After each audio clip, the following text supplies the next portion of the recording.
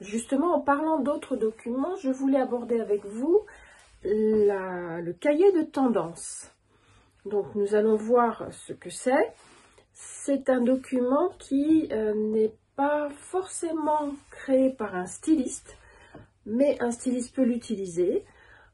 C'est souvent un document émis par ce qu'on appelle un bureau de style, c'est-à-dire un groupement de stylistes qui va non seulement dessiner des collections sur demande pour des clients en général, mais aussi suivre les tendances de la mode et éditer ce genre de document qui en fait est un mood board général de toutes les tendances qui pourraient exister dans la prochaine saison. Alors la prochaine saison, attention, c'est pas dans 2 semaines, c'est souvent dans 1 an et demi, donc on parle de très longtemps à l'avance. On en avait parlé dans les bases du stylisme.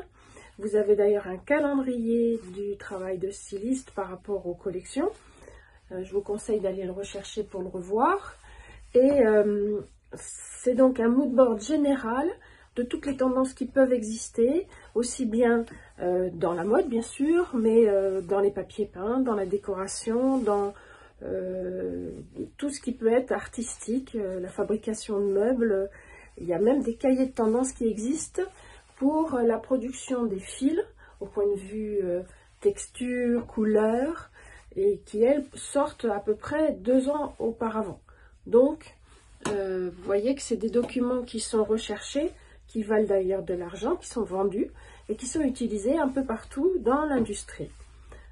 Donc c'est intéressant de savoir ce que c'est exactement, à quoi ça sert et en gros comment arriver à faire votre cahier de tendance. Sachant que votre cahier de tendance peut illustrer plusieurs tendances que vous sentez arriver, puisque dans une grande collection, dans un grand défilé de mode, vous voyez très souvent qu'il y a plusieurs thèmes, 2, 3 thèmes qui sont illustrés.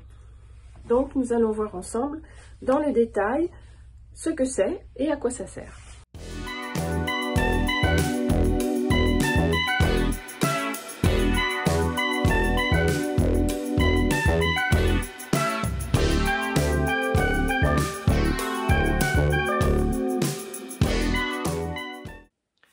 Bonjour, je suis Ania Camo de Ania Camo Atelier de Mode, le seul endroit sur la toile où vous avez des cours de style, de modélisme et de couture entièrement gratuits et de niveau professionnel. Pour commencer par le début, je suis allée voir la définition que donne Internet du cahier de tendance. Donc on vous dit c'est un outil regroupant les phénomènes de mode, tendances socio-culturelles, économiques et technologiques du moment dans un secteur d'activité. Bon, c'est pas très clair, mais en tout cas, ça vous permet de comprendre que c'est, comme je vous le disais, un mood board général, parce qu'il ne servira pas que pour la mode, il servira pour la décoration, pour les peintures, les carrelages, les magasins de décoration, l'ameublement, et il y a eu en amont donc des cahiers de tendance de fil pour les fabricants de tissus, puisque quand les stylistes commencent à travailler sur leur collection, les tissus, eux, sont déjà prêts. Donc on les appelle des cahiers de tendance, ça pourrait être des fiches de tendance également. Donc là, il y a toujours une recherche préalable d'une personne ou d'un pool de personnes qui recense tout ce qui peut être nouveau, entre guillemets. Les Anglais disent fresh, c'est-à-dire rafraîchi plutôt que nouveau. Dans la société, dans tout ce qui se passe, on en a déjà parlé, de tout ce qui est géopolitique. On en ressort par exemple aussi dans l'artistique, c'est-à-dire des œuvres d'art qui sont sorties ou dont on parle parce qu'il s'est passé quelque chose, où elles ont été créées, où elles ont été rénovées, où elles ont été déménagées, volées, à les savoir. Et puis aussi donc des volumes, des couleurs, la façon de les appliquer, intense, flashy ou très pastel, complètement fondu. Donc tout ça là, c'est très important. Et vous voyez sur le document qu'il y a aussi 9 petits carrés de couleurs, parce que par rapport à leur recherche, ils ont sorti ces couleurs-là. Donc évidemment, ce sont des couleurs dominantes pour donner une ambiance. Ça ne veut pas dire que vous êtes obligé de prendre ces couleurs-là, vous, si vous voulez illustrer ce cahier de tendance, mais en tout cas, ça doit rester dans cette ambiance.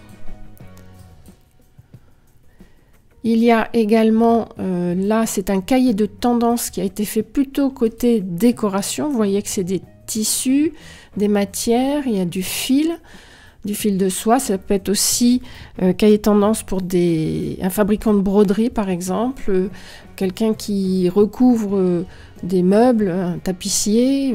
C'est très très vague et très large. Tout ce qui est créatif, métier d'art, utilise ces cahiers de tendance. Et comme je vous l'ai dit, c'est un document qui vaut très cher et qui s'achète chez des bureaux de style si on n'est pas capable de le faire soi-même. Pour faire ce cahier de tendance, vous pouvez utiliser Canva, que je vous ai présenté dans le niveau 2. Donc c'est un logiciel gratuit qui vous permet de faire des présentations. L'avantage, c'est que vous avez tout un tas de présentations déjà toutes faites. Vous pouvez modifier quasiment tout dessus, les couleurs, changer la photo de fond s'il y en a une. Et ça vous permet de gagner du temps parce que partir d'une page blanche pour faire une présentation, c'est toujours un peu compliqué. Et dans votre cahier de tendance, n'oubliez pas, il faut toujours expliquer en quelques lignes pourquoi vous avez sélectionné ces éléments. Donc avoir une cohérence dans votre cahier de tendance. Vous avez décidé d'illustrer quelque chose, une sensation, un événement, quelque chose qui vous parle. Donc il va falloir mettre un peu de texte, allez, 5-6 lignes, pas plus. Beaucoup d'illustrations, un petit peu de plusieurs types différents, pas que des photos. C'est encore mieux s'il y a des dessins personnels que vous pouvez faire. Et puis, comme vous l'avez vu dans le document que je vous ai montré, il y a un petit teintier, même ça peut être simplement 4-5 couleurs que vous rajoutez. Je vous conseille de mettre les couleurs en nombre impair, c'est toujours beaucoup mieux artistiquement, donc 3, 5 ou 7 couleurs, mais je pense que 5 est une bonne quantité.